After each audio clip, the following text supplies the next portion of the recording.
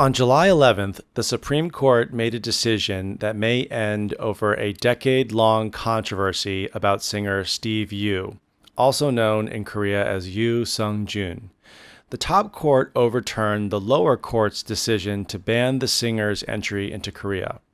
A popular singer in the early 2000s, Yoo was banned from entering Korea after breaking his promise to finish his military service, but instead choosing to become a U.S. citizen in one of the most high-profile draft dodging scandals. The final decision will come out when the overturned ruling is retried, but it reignited the controversy that has been dormant for a while. According to a recent opinion poll, about 69% of respondents still think it's inappropriate for him to be allowed to enter Korea. But even back in 2002, when his entry was banned the first time, some thought that the government was too narrow-minded in its decision. Their argument was, as he did not do anything illegal, he should be allowed to enter, and his career as a singer should be determined in the market by the public.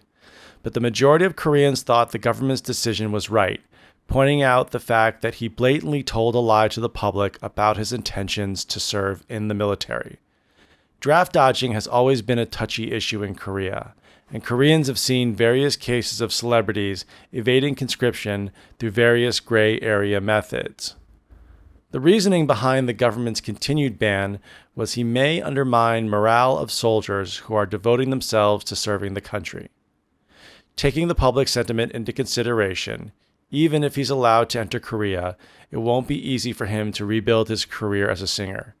Even if he does, his popularity is not likely to be the same. The Supreme Court reversed the lower court's decision to prevent Yoo from entering Korea. The case will now be retried in the Seoul High Court. So I said the Supreme Court reversed the lower court. So same in the United States, we have high courts and lower courts. The trial started at low courts, then they go to higher, or what we call appeals court, then a Supreme Court. So the decision was reversed. That means it was turned around. So instead of saying he's forbidden to enter, he can now enter. And then the case will be retried. So if you go through a case, you've tried the case, but if you fail and you'd like to appeal, you retry the case. The Supreme Court has overruled the lower court's decision. The case is now in the hands of the Seoul High Court. So again, the Supreme Court overruled the lower court's decision. To overrule means they take the rule and then they say, hey, that rule is not right. You have to change the decision from yes to no or no to yes. So to overrule is a legal term for changing or reversing a decision. Yoo chose U.S. citizenship rather than serving in the military. Since he broke his promise, it has soured his relationship with the Korean people. So I said it had soured his relationship. So if you think of sour, you might think the taste of lemons or something like, kimchi. But too sour, we use it as a verb. So if someone does something to someone or a group, it's usually something negative like lies or steal or does something unethical. It can sour a relationship. The opposite would be to sweeten a relationship. To sweeten a relationship means to give a gift or do something nice to somebody. But to sour a relationship means you did something bad. To sweeten, it means to do something good. Yoo left a bad taste in people's mouth when he went back on his promise to serve in the military. So to leave a bad taste in someone's mouth means something bad or negative happened that affected the way you think about something. So for example, let's say you have your favorite restaurant and you eat at it all the time. One day you see a cockroach. That would leave a bad taste in your mouth because you saw something and now this restaurant that you love so much, now you don't like it. Or, let's say you found out your best friend might have stole $5 from you. You don't want to break up the friendship for $5, but it did leave a bad taste in your mouth. So it kind of means you can't trust that person. And then in the second part of the sentence, I said he went back on his promise. So if you go back on your promise, it's another way to say break your promise.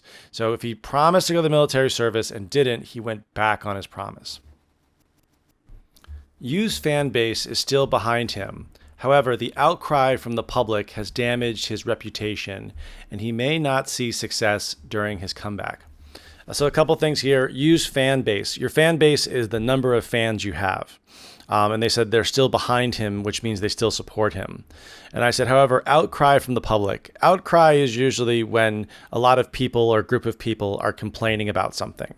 And then finally, he may not see success during his comeback. A comeback is when you have stopped working for a while, usually in entertainment or sports, and then you come back and what we call make a comeback. So it is a noun. And then so if he had a great comeback, that means he was very successful. Or his comeback was not successful, means it was unsuccessful. Or we also use it for boxers. If a boxer hasn't fought in 5 years, then fights one more time, that's called a comeback. Yoo's options may be limited because of the backlash of his former decisions.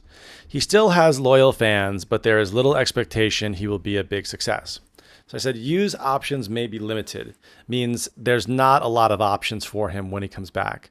Because of the backlash. Backlash is when you do something, when there is, again, kind of outcry, or when the public starts criticizing you, that would be backlash. So it's when someone does something, it's usually the criticism that follows is backlash. Koreans think that there should be no exemptions for professional athletes and entertainers.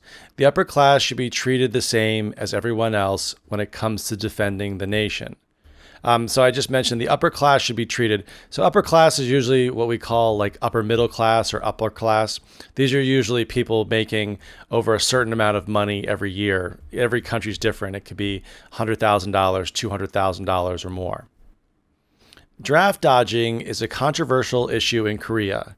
Even the wealthiest Koreans are expected to be treated equally when it comes to military conscription. So I said two things here. Draft dodging. So draft dodging was the expression we used during the Vietnam War in the United States. So to dodge means to get out of the way. So Americans love alliteration. So DD, draft dodging. That was the term that was used. So he dodged the draft. He is a draft dodger. That's how you would label that person.